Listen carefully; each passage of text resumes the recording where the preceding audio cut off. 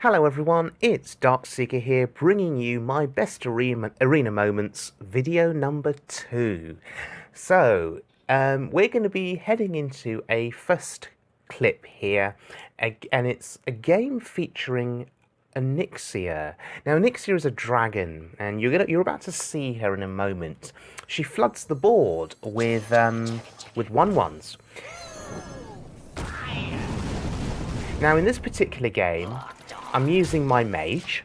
I thought I was smart. Yeah, my Snow Chugger and then my Blast Mage, pretending it's a constructed game, actually. But I'm about to get a very rude awakening. Not on this turn, but on the next turn. Now,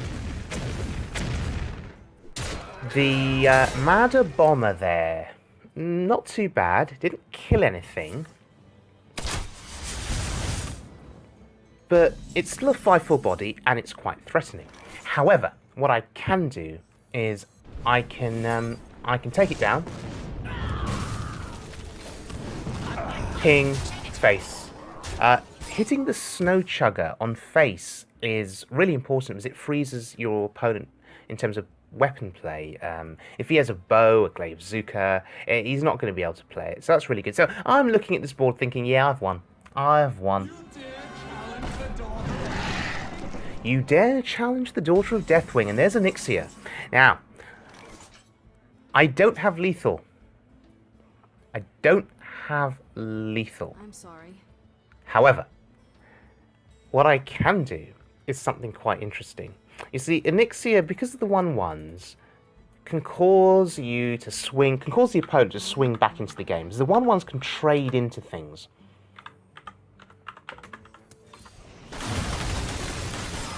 And there's Blizzard. We're not worried about Onyxia, she is frozen.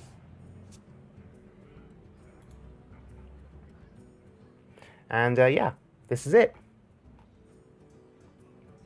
If only Flame Lance could go face. 8 damage to the face. Wouldn't that be great? But yeah, it is over. None of those minions are going to contest my board. It is well played. Without the Blizzard, there is a good chance he'd have come back in this game. There's a good chance he'd have come back. But hey, it's over now. And, yeah, managed to beat the legendary.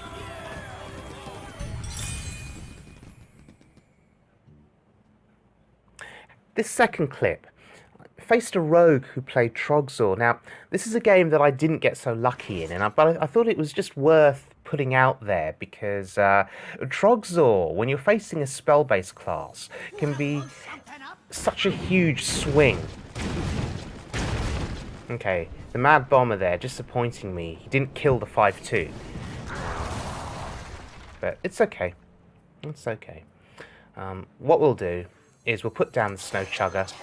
I'm going to make the presumption that he'll trade the 3/3 into the 2/3 perhaps to get value, forcing me to ping next turn. Oh wow, backstab. 0 cost too. Yep, there's the trade I was expecting. And oh dear, there is Troggzor, and he's a 6/6. How on earth do I beat that? Well, there's some options here. Force Tank Max will destroy Troggzor. If the rogue cannot pop the Divine Shield and kill the Force Tank, Troggzor is in trouble. Oh dear. Frost Elemental. Now, Frost Ellie is a card, if you've watched part 1 in my Arena Highlights series, so if you watched the first video, I used Frost Ellie effectively at the end of the game to freeze an opponent's minions so they couldn't trade into my minions, and that allowed me to win the game. He's used his Frost Ellie there to freeze the Force Tank, and unfortunately for me, sure, I've just got value there with the Clockwork Knight, and I've just got value with the Acidic Swampoos, but it may not be enough because I could be dead. based on what he has on board and what he may have in hand. So Frost Elemental there. Wow. Value. Value. So let's recap. He played Troggzor. He played a Frost Ellie. And then he played Sap.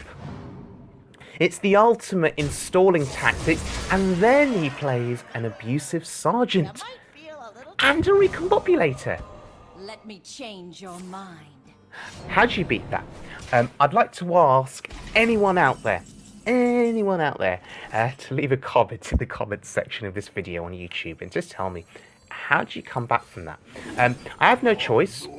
I have to cast a spell there. I have to cast Blizzard, and I don't know what to do here, but I have to start pinging Troggzor. I have to at least get him down so I can trade into him, or just keep pinging him. And then he plays his own Force Tank Max, so I'm essentially dead here. There's no hope. I can trade into Troggzor, but I don't think I can stop lethal. What won him this game was the freezing on the Force Tag, but even that wasn't too bad because I would have been able to have played it the following turn. It was actually the Sap. The Sap in combo with the Troggzor just lost me the game. Anyway, this next game, fascinating game. There's no legendaries in it. No legendaries at all. However, it's one of the most interesting games I've ever played because of one card. Jaina versus Thrall. And it's a Dragonhawk Rider. For Doomhammer. You asked for it. We are going to look at the full game as opposed to just a clip. We are going to go through from scratch. Just because, well, I was just fascinated with how this game panned out over time. The opening hand there is okay. We've got a turn 1 play. We have a turn 2 River Croc. And, if needed, we'll utilise the Frostbolt to gain control of the board by killing a minion. Do you know, when I first started playing Arena, it wasn't uncommon for my opponents to Frostbolt my face on turn 2 and not use Frostbolt on a minion. Just thinking they could just throw it out there, use it up, do 3 to the face and feel as if they've achieved something. In the last year and a half that I've been playing Hearthstone, I've only been playing it for just over a year actually. Things have come a long way with this game in terms of your opponents and the quality of their plays. I think opponents have got better, or at least that's my experience from playing Arena.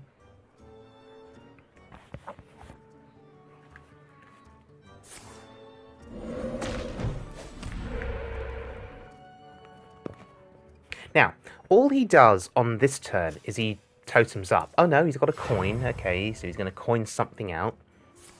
Ah, lightning bolt. Oh, it's not bad. The turn 2 totem up is sort of the dream turn because you can just trade your minion in and get board control, and then he's playing from behind for the rest of the game. The lightning bolt there, though, won him the board, but I've countered it with the Dragonhawk Rider.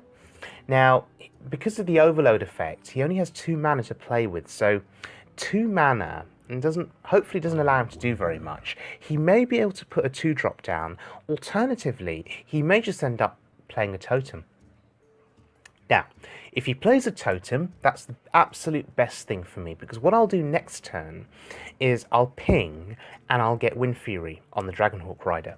Alternatively, if he plays a 2-drop, I will Frostbolt it. Wow, Explosive Sheep! Oh dear, that's not good. I have to ping it, but I still get Wind Fury. Yes, indeed, seriously, says the Dragonhawk Rider. So 6 to the face is significant. If I can keep doing 6 to the face, I win in 4 turns. That's pretty insane. And I have stall tactics. I have the Frostbolt to kill something he plays to contest the Dragonhawk Rider. Next turn I can ping and Frostbolt, which is pretty good. Doesn't use my mana efficiently. With 5 mana, you'd probably want to play the Spectral Knight for efficient mana usage. However, the Wind Fury damage from that minion is just too good to pass up.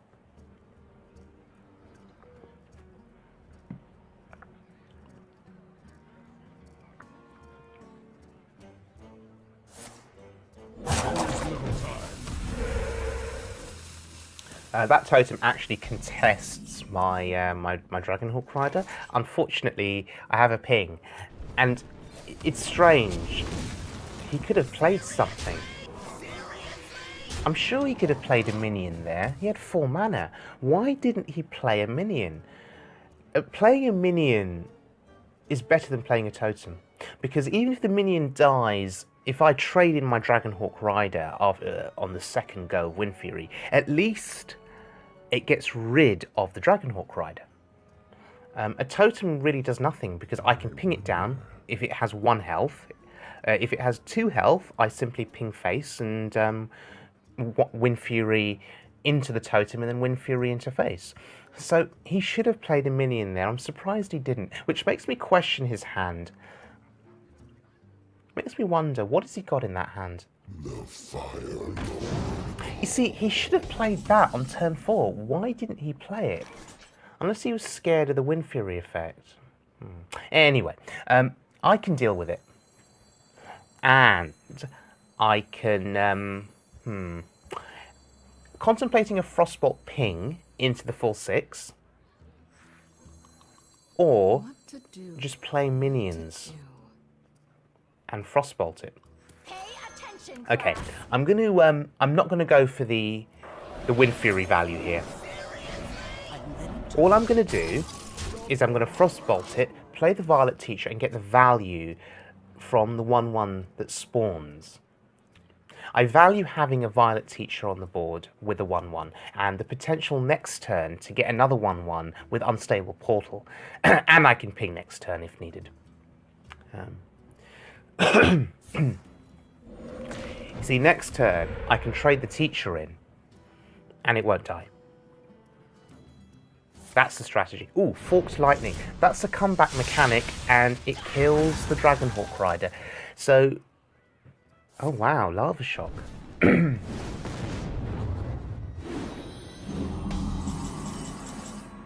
Huh.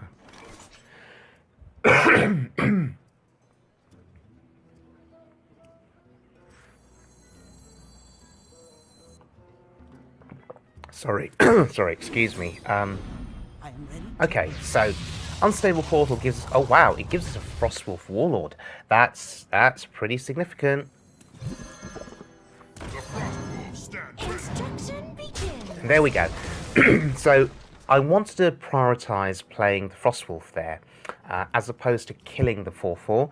I could have killed the 4/4, trading in the Teacher and pinging, but I value the 7/7 body.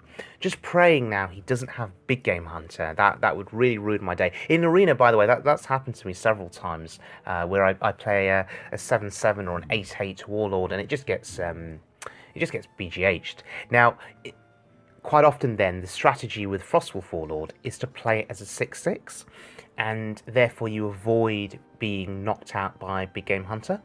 So you trade in the minions that you need to trade in, then play the Warlord, making sure it's a 6/6. So you make sure there's only 2 other minions on your side of the board before you play it.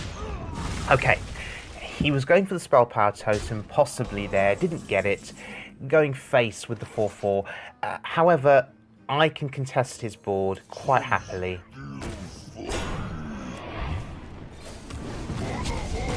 And notice I didn't trade. If his health total was particularly high, I would have considered trading. However, I've got him down to 8.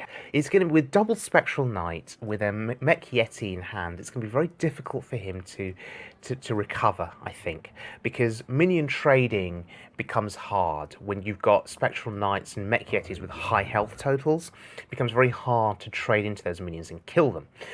The Dragonhawk Rider did its job. It got him down sufficiently to the point where I can just kill him quite easily over the next 2 or 3 turns. So this game, it belongs to the Dragonhawk Rider. It was the absolute MVP. I think my opponent misplayed because I know he had cards in his hand he could have played on those earlier turns to contest the Dragonhawk, but he didn't do it. I think in his mind he didn't perceive the Dragonhawk to be a threat. And yeah, a threat that would last as long as it did. So that's why I think he went about his business in the way that he did. But he concedes. I think he sees it as being relatively hopeless. Okay, next game. This particular game was fascinating because it's my Mage Arena again. I got blown out in the early stages of this game. My opponent was just ridiculously good at controlling the board.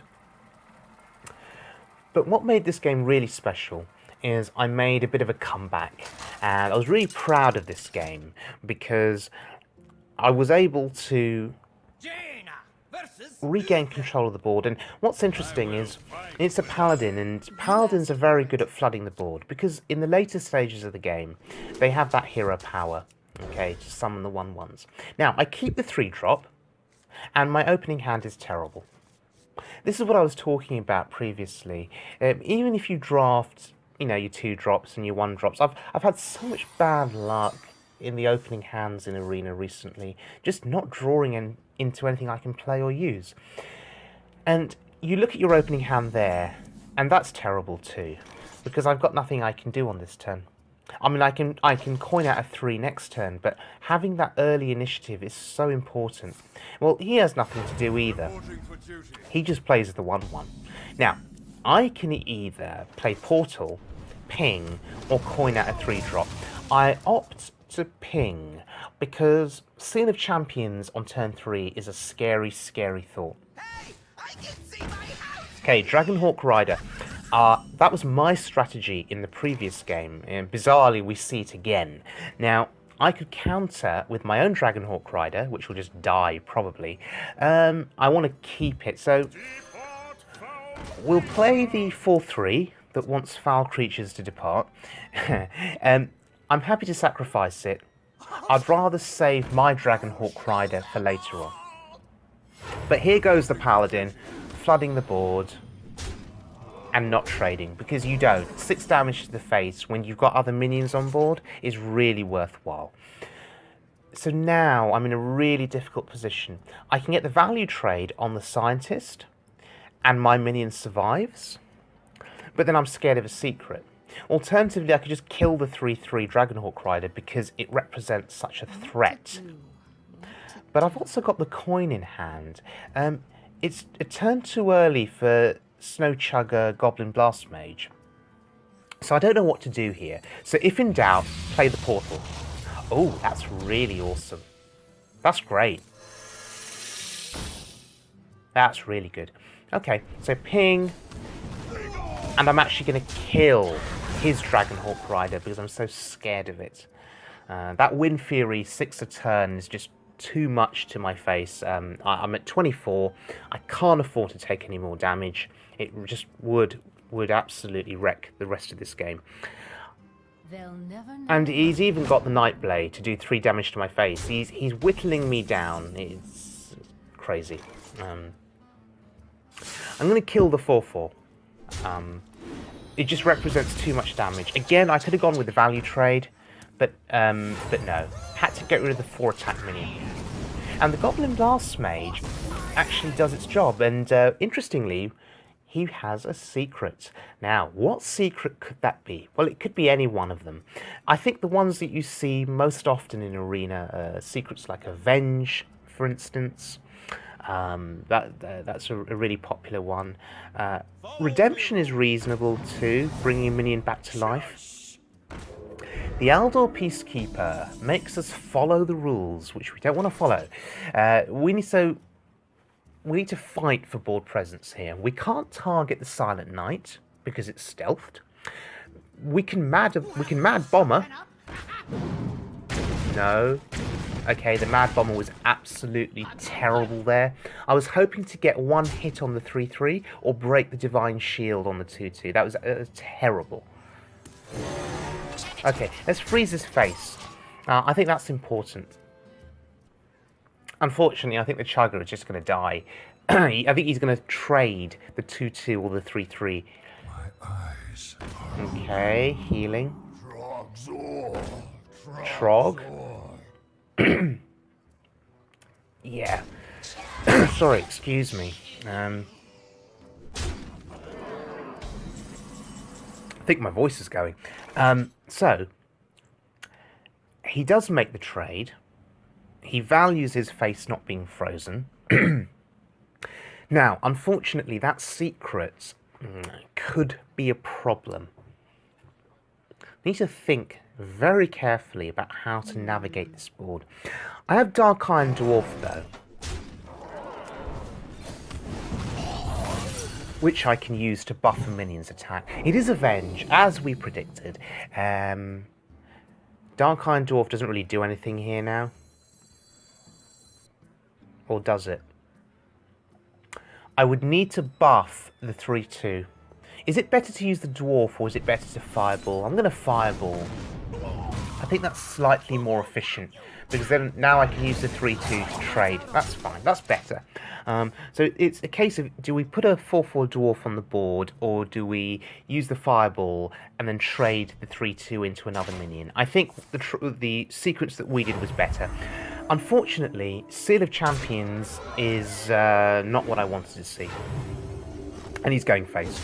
He's at 29, I'm at 5, I'm in serious trouble. Okay, Acidic Swamp Ooze is actually really good there. Really, really good. But I need to kill the 6/3 somehow.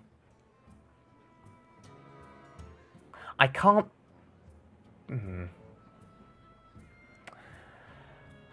Trying to see if I can ping and play the Swamp Ooze.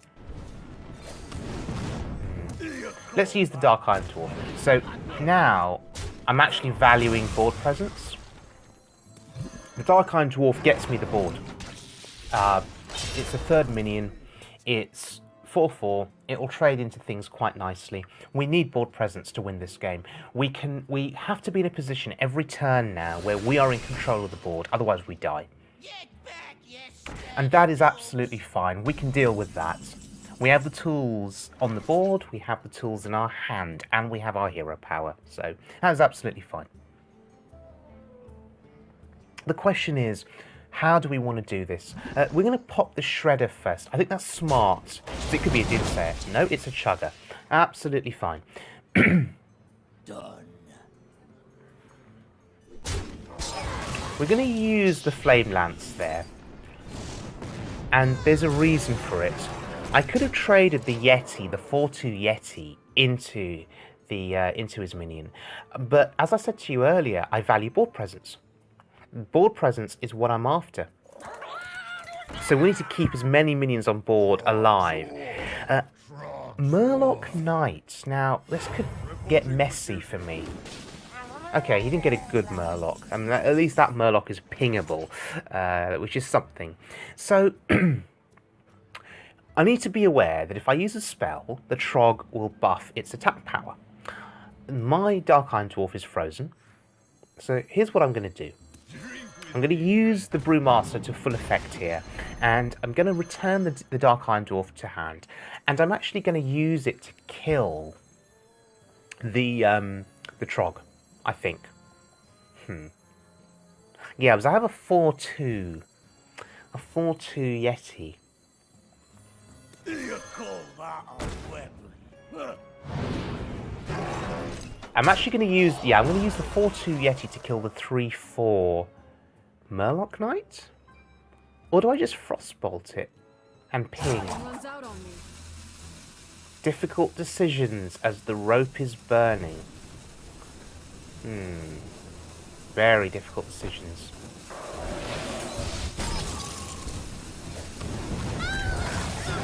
Okay, I think I rushed that, but I think the outcome is the same. The Murloc Knight will have traded into the 4-2 Yeti anyway. That's a trade I would have made. So I was going to lose the Yeti, so it didn't matter how I did that. Or did I waste the Frostbolt? I think I wasted my Frostbolt there. I could have pinged the 2-1 and then put the Yeti in. Maybe I misplayed. Maybe that wasn't the most efficient way. That's what happens when the rope burns. You get stressed. Okay, I can still deal with this board if I just think about it carefully. Done.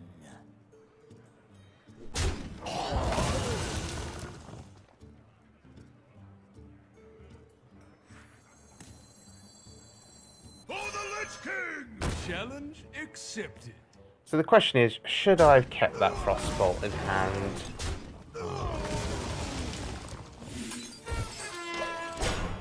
It's fine. No, it's absolutely fine. I think I made the right play. I think I'm confusing myself. I'm still thinking about it, but I think I made the right play.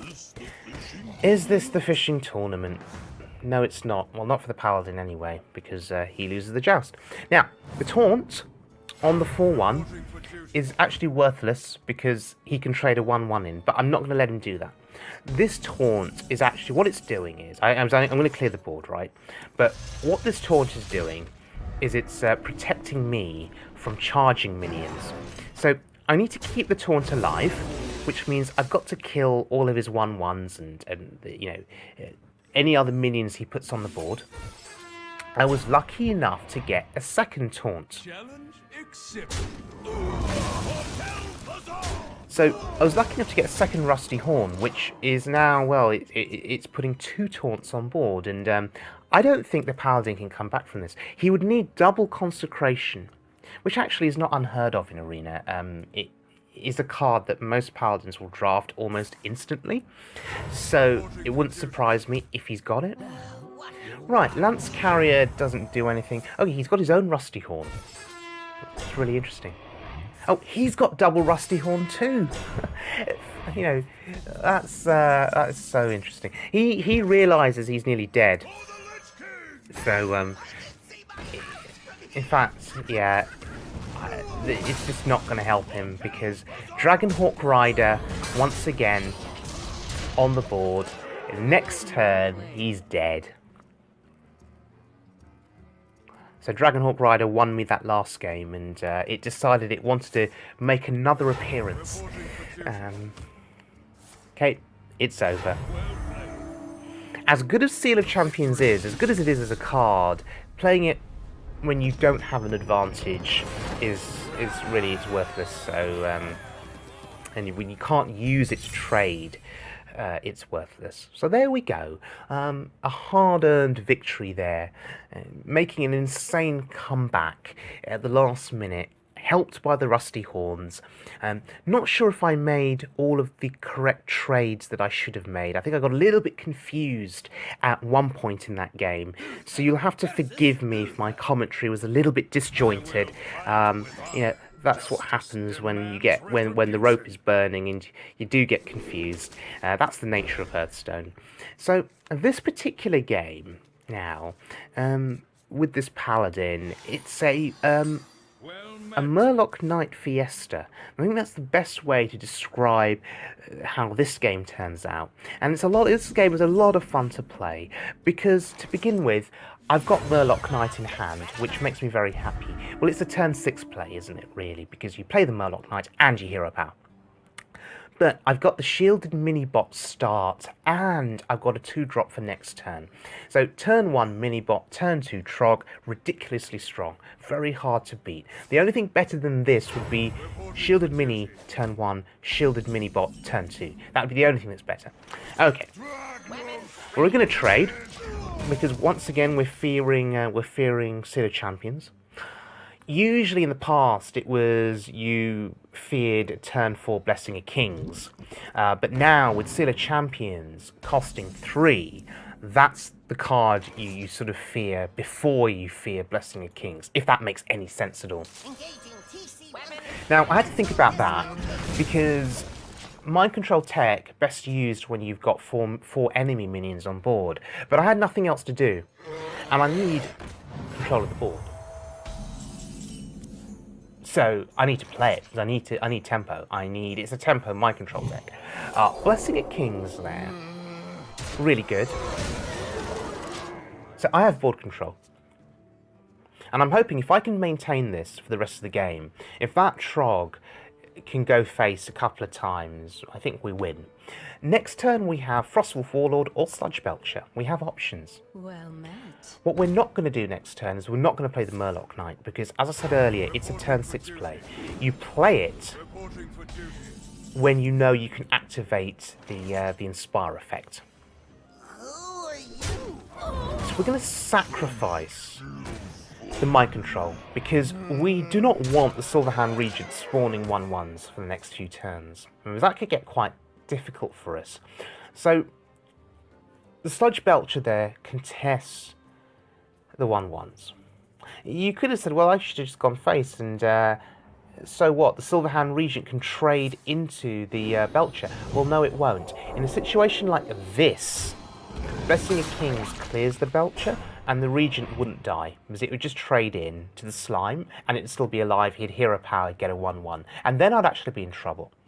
Because in the following turn, you know, my Trog is probably going to trade into, you know, his 5/2, and he'd be left with 1/1s on the board, it'd get very messy. That's why we use the Mind Control tech to kill the Silverhand Regent. Now, the 5/2 is annoying. So what I'm going to do is I'm going to go for the value trade. You could argue I should have gone face. I disagree. I think you want to remove opportunities for him to use those 1/1s offensively. The Slime is protecting my 7/4, okay? The Slime is protecting it. So I didn't need to go face. And Murloc Knight has just given me a second Murloc Knight. My board is very, very threatening. I'm not in a rush to kill him. I'm going to play it slow, and I think the slow game against the Paladin is a better game. Consecration buffs up the Trog. He's played 2 spells actually that have buffed my Trog up. And do you know what's interesting? I've had games in the past in Arena which I've won solely due to a Trog. And what's fascinating there, you have to choose what to kill. Do I kill the Trog? Do I kill a Murloc Knight? Triple Murloc value. Triple value. Even if that secret was Noble Sacrifice, I wouldn't have cared. Because I've got two other Murloc Knights remaining on the board. So, look at this board. 3 Murloc Knights. Frostwolf Warlord is a 9/9. Yes, we're not playing around Big Game Hunter. The Raider in hand, which will buff from an Inspire effect. Seal of Champions. This is the power of Paladin when it gets out of control. And yes, I appreciate that this was probably a very frustrating game for my opponent, but I had so much fun. Okay, we go from winning a game to getting absolutely thrashed. And this is our last game in this video, but it's worth watching and it's worth me showing you this game because I got absolutely thrashed. And there's a reason that I got absolutely thrashed. My opponent played this game like as if he was playing Mech Paladin on ladder. I know Mech Paladin is not a thing on ladder, but my opponent just played mech after mech after mech. It was as if he had the dream mech start. And when your opponent has the dream mech start, you can't come back from it. It's really difficult. My opening hand would suggest I'm okay. I have a 2, a 3, and a 4. What more could I want? And I'm playing as a priest, by the way, here. Greetings. Priest with Deathlord is great because you can heal the Deathlord. I have mixed feelings about Deathlord. Very rarely do I draft it because I find it can screw you over terribly based on the minion your opponent gets. So, but I had to draft it here because it's actually the best option out of the various options. Now, Mech Warper is really good for him because Well, it's a 2-3. It can test the 2-1. Now, usually they don't have a mech to follow this. Usually it's just a random 2-drop. He had a mech. He had a spider tank. And he trades. I was expecting the trade to happen. And I draw a card, so I was happy. But he had a spider tank. He played a 3-drop on turn 2. And it's one of the better 3-drops in Arena because of the 4 health. You sort of look at this now and think, surely he can't have another mech. No way. Oh, he has a Mech Yeti. A 4-drop on turn 3. So, straight away, 2 turns of value gained. Trump, who is a pro player who loves value, I think Trump would be very excited by this game, if he ever does watch it, because my opponent has just got incredible value. I'm quite scared now. I'm going to kill the Mech Warper, because now I'm thinking, how many other mechs does he have? Alright, I'm going to heal the Death Lord up, and it's now got 9 health. So at least for 2 turns, it will provide me with value. Hopefully in that time, I can start building up my board. I mean, look, I've got 2 Dark Iron Dwarfs in my hand. I can make some nice trades. Unfortunately, no, he has Seal of Light. Yeah. My Death Lord just dies. And he gets the Scarlet Crusader. And at least the Flame Juggler doesn't kill my minion. 5 mana, very awkward here. The mana efficient play would be trade into the 3-2, Thought Steal, and play the Swampoos. I've sort of lost all hope in this game now. So what I'm going to do is I'm going to get a 5-4 onto the board, because it's better than an ooze. The 5-4 at least will take out... Actually, that was probably a misplay. It didn't matter, because the ooze at 3 attack would have killed anything. Yeah, at least there though he was forced to trade the Yeti in to kill it. So that's something, I guess. But look at me, I'm at 24, I'm a priest, I'm gonna die. Because yeah, I can heal myself every turn, but I don't have board control.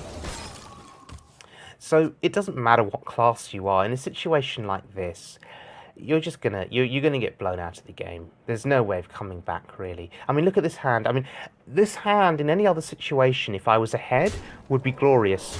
Because I've got 3 Dark Iron Dwarfs in this hand, which would allow me to trade small minions into his bigger minions.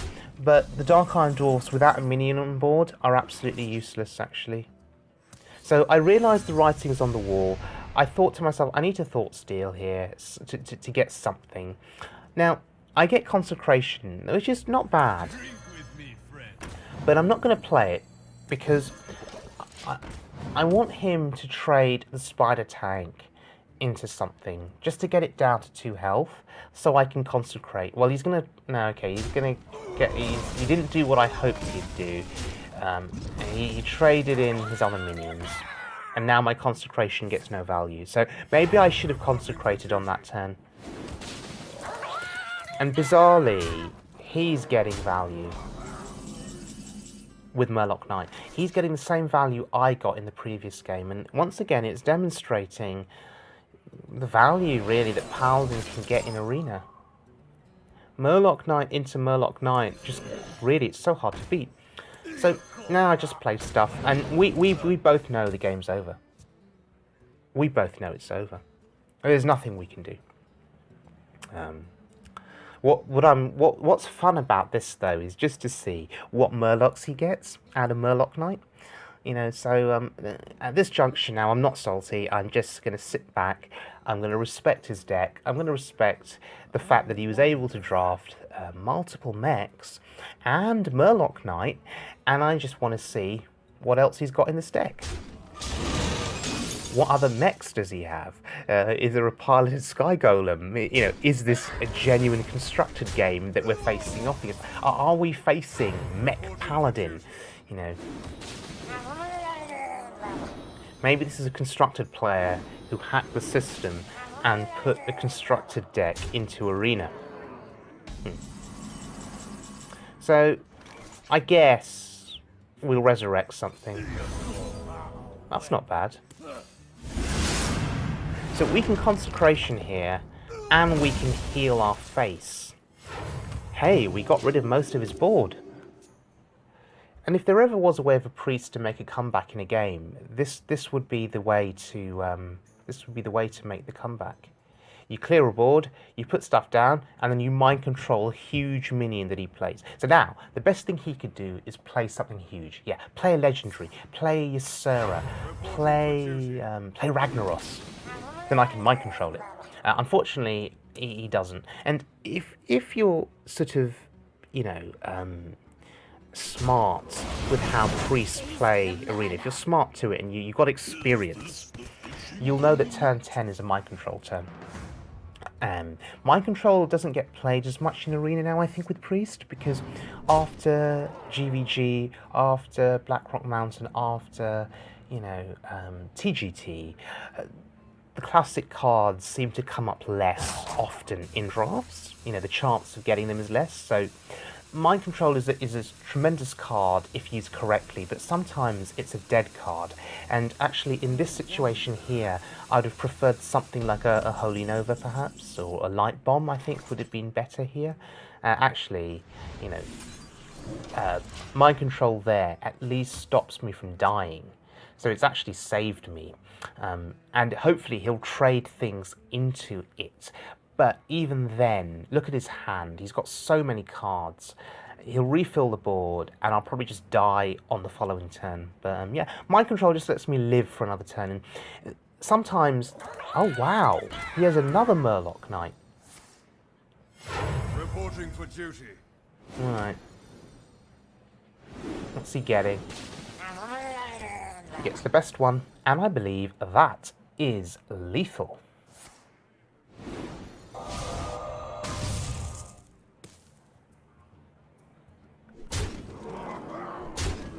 Ah, there it is. The power of Mech Paladin into double Murloc Knight Paladin. Pretty intense. Okay, ladies and gents, thank you very much for joining me. And do check out my YouTube channel. There are some other videos on there for both Constructed and Arena. Hopefully I'll be posting some more Arena highlights very soon. But until next time, do take care of yourselves, and I will see you all again very, very soon.